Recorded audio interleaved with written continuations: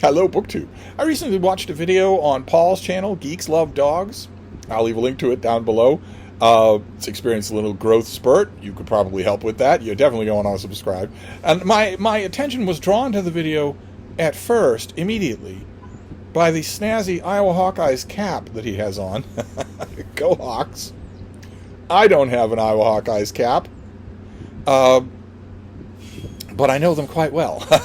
But then I realized the subject of his video, and I was drawn in even more because it's a random recommendations video. And what I wouldn't give, if that's all that we did half the time in this little corner booktube, was just to bombard each other with book recommendations, how much fun would that be? So I watched this video, and it was a lot of fun, and I thought I would make a video of my own, and that I would codify his happy, freewheeling video into a series of ruthless rules and regulations, the breaking of any one of which will cause Paul to cancel you. What I would like, the challenge I would like to keep 5 alive would be that if you want to do a response video here, not only ideally the ultimate level of points would be if you do your video adhere to the strictures that I'm going to mention, and also wear Iowa Hawkeyes apparel. And I'm not doing that, so I'm already down a point. But also, one, you should be able to second one of the recommendations of the video you're pinging off. Doesn't have to be his, it can be mine. And you don't have to second it with the exact book, but something along the same lines. That's one way to keep the 5 alive. And the other is if you finish with a graphic novel, which is what he does. So that's going to rule out a number of you who are reading snobs, but nevertheless, it might include some of the others. And graphic novel has an elastic definition. So I want to do this, so I am going to hurl 5 recommendations at you. Of course, I'm not going to be using analog books because this isn't the 20th century and hasn't been in a long, long time. But nevertheless, the first one we're going to look at here, I want to make sure that I'm holding the iPad correctly, which would not ordinarily be a consideration, but it has to be on the opposite side now because you're not going to put up with not seeing Frida. So it has to be over here. The first one is by Norman Davies, who is terrific. He is just an amazing writer. And this is his book, Heart of Europe, his history of Poland, which Oxford brought out as a trade paperback at one point or other. So I'm pretty sure that it's readily available. It's not in print anymore, I don't think. But it's amazing. Norman Davies is great anyway. He is great anyway. Any of his books. But this is, if like most people, the most that you knew about the history of Poland was from James Michener's novel, then this would be a very good counterpoint. Of course, it's not as good as James Michener's Poland, but it's still really good. Still really worth your time. Then we'll come to my explicit echo, my explicit seconding of Paul's video, because he recommended F. Paul Wilson's The Keep, and so do I, very much so. This is just terrific, campy schlock fun. It's about Nazis who have invested a keep in Romania, and when they dig down deep enough in that keep, they unearth an ancient evil that has a name, and it has a personality, and it has a backstory that it is very eager to relate to anyone who will listen, but it starts killing the Nazis as well. And the whole melodramatic stew of it works so well. It works so well. I would love it if I could find a mass market paperback of this book. And I never will, because of paperback book collectors who have changed the market completely.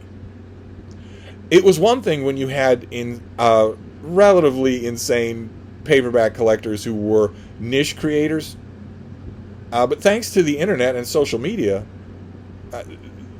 a paperback copy of The Keep by F. Paul Wilson with the original cover artwork, maybe even with the gatefold cover, would probably be about $100.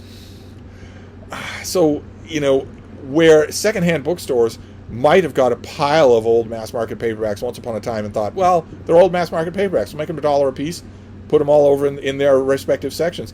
Now, even those secondhand bookshops have realized that they're losing thousands of dollars, and that they should take this thing, put it in a polyester bag, and put it online for sale for $200.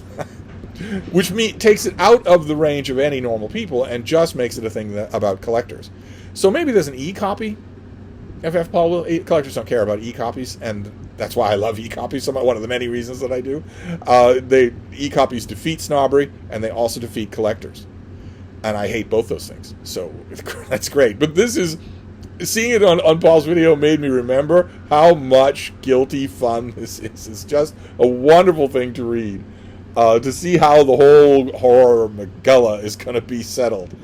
Then we can do an older work. In fact, I think this is 100 years old this year. I'm pretty sure it's in the common domain. This is Liam O'Flaherty, and this is his slim novel, The Informer. This could easily work for Shorty September. It's set in the immediate aftermath of the Irish Civil War, and the story, the main character in the book, absolutely indelibly described, Jippo Nolan, is an informer. He informs on a former colleague of his, and is hunted throughout the book as a result of that. And when you hear a story outlined like that, you think, well, that would be a short story by Liam O'Flaherty, who was great at short stories, as name me an Irish writer who wasn't. Even James Joyce was great at short stories. That's in the Irish blood. But you might think, okay, it would be a great short story by this guy, but not a novel or even a novella. But he manages to make it work. He manages to keep it going to a harrowing ending. So well worth your time, and not a huge amount of expenditure. Whereas this next thing is a huge expenditure of time if you're going to read all 3 volumes that make the book. And I think you should. And I think you should read them in order.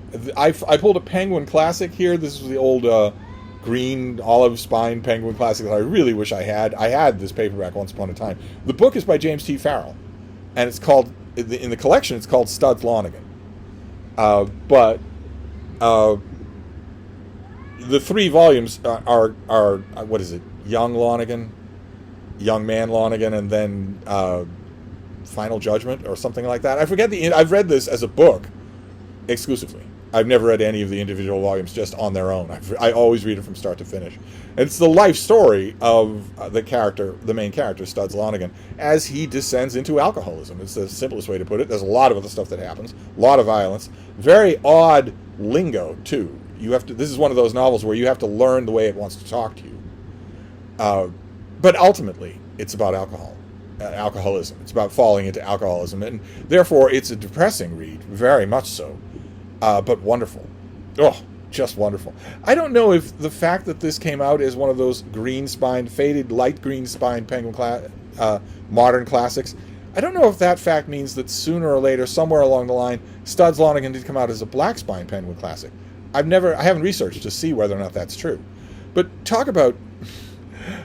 I go on and on this channel about how I am not in love with Samuel Beckett, that I've never fallen in love with his works, even though I know a lot of people whose literary judgments I respect who have. And I go on and on about James Joyce and how the fact that how Ulysses and Finnegan's Wake are awful.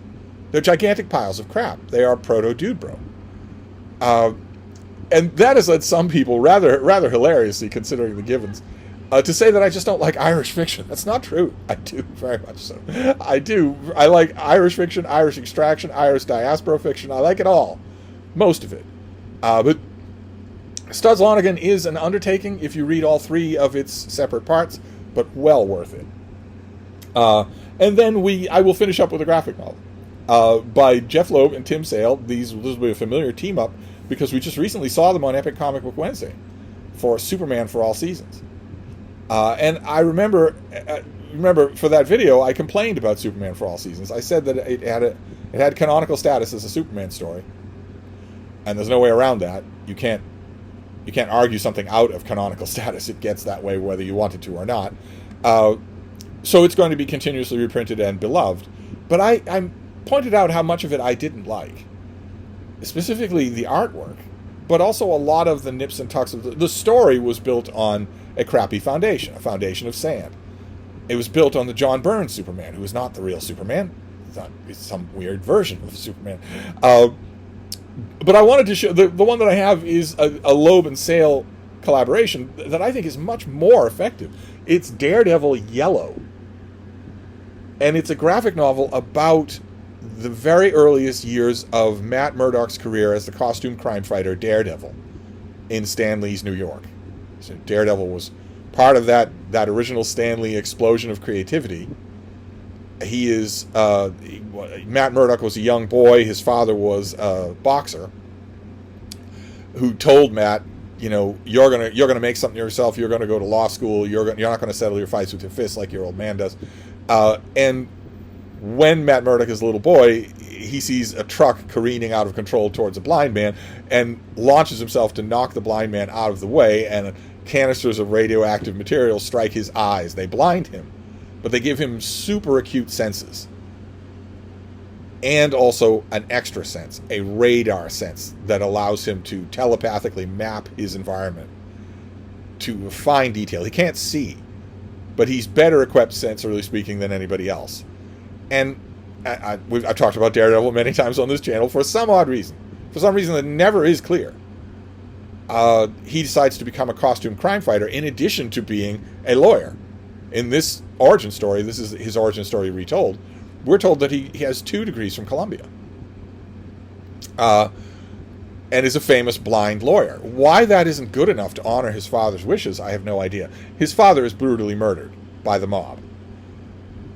And that sets up a revenge plot. Obviously, Matt Murdock wants to enact revenge. He wants to find the men who killed his father. And he does that in the course of this story fairly early on.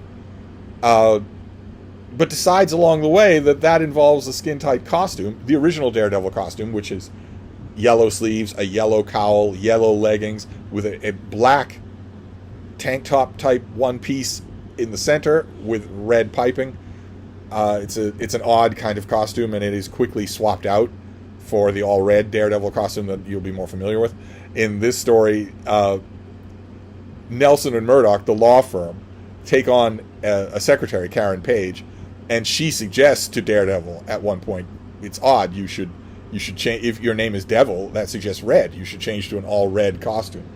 And he does. And in the course of this story, we are supposed to learn gradually the way that Karen Page figures out that Matt Murdock is Daredevil. It's got some wonderful writing in it, some wonderful bits and pieces. My favorite moment about the change of that costume to the red costume is in another retelling of Daredevil's origin by Frank Miller, where he decides to put on a costume. He has not been in costume the whole of the origin story at that point. In that version, he isn't wearing a costume. He's just hunting down the man who ordered the death of his father. And then he decides to wear a costume, and it's this yellow thing with black and red piping. A bad costume. I mean, everybody, all Daredevil fans agree, it's a bad costume. And in the final panel of that Frank Miller Daredevil origin story, he says that he's wearing, Matt Murdock says, I'm wearing a costume, God only knows what it looks like, which makes sense. It makes sense that a blind man would create a costume like this. In this case, it's a decision on the part of Karen Page that does it. And there are lots of other great bits and pieces in here that I really enjoyed. I really enjoyed the Tim Sale artwork here. I thought it was much more controlled, much better. And also, I really enjoyed the element of this. There's an element that runs throughout this of Matt Murdock as Daredevil. He is the new superhero on the block, and he's trying to figure out what that means. He's trying to figure out what that is. What even is this? He seems to be accepted by the police, by the people of Manhattan. They seem to like him, but he doesn't know what it is. Eventually, he ends up facing Electro, a Spider-Man villain who can control electricity, control bolts of lightning. And Electro says to him, why are you wasting my time? You want to beat up mobsters? Go right ahead. But I'm way out of your league. Which, to be fair, when I saw Electro fighting Daredevil in the issue that I think is being alluded to here, I thought the same thing. How is a normal guy in his underwear going to fight someone who can throw lightning bolts? The answer is the same in Daredevil as it is in Spider-Man, which is that the way that either of those characters beats Electro is not by coming up with some fancy idea about water or shorting him out or anything like that. No, the way they beat Electro is by the writer of the issue either not knowing or acting like he doesn't know how fast electricity moves. If someone can throw lightning bolts, you can't dodge them. That's okay. If if they're not, if in the comic Electro throwing lightning bolts is like Electro throwing bricks, well then you can dodge them and you might have a chance.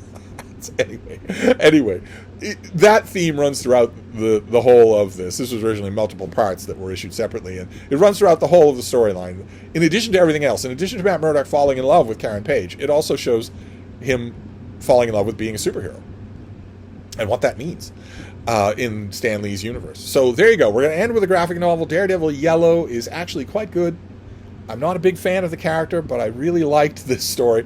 So there you go. Those are 5 random recommendations. I'll leave a link to Paul's video down below. Can you take this and keep 5 alive? 5 random recommendations. They must not follow a theme. You must echo one of the ones that I've made, and you must end with a graphic novel. And if you wear Iowa Hawkeyes merchandise, so much the better. Anyway, I'd love to see 5 random recommendations anyway, without following any of the rules. I'll wrap this up, and I'll be back. Thank you, BookTube.